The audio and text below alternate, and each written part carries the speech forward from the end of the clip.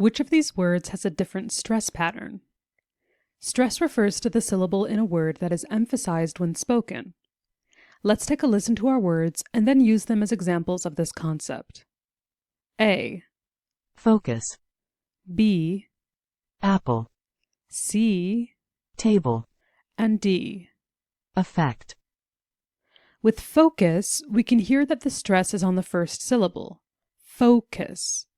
If you're having trouble hearing the stress, try playing around with the stress yourself and seeing which syllable feels more natural to stress. With this word, for example, we'd have focus and focus.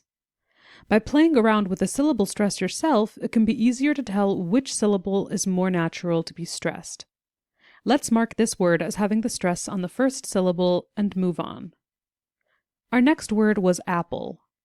Again, we hear the stress on the first syllable. Apple versus apple. Let's mark this as first syllable stress as well.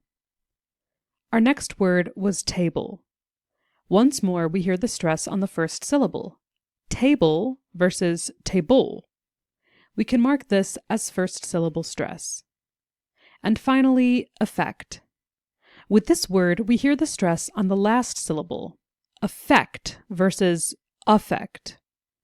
As we can see that focus, apple, and table all have the stress on the first syllable, while effect has it on the second syllable, we can mark D, effect, as our final answer.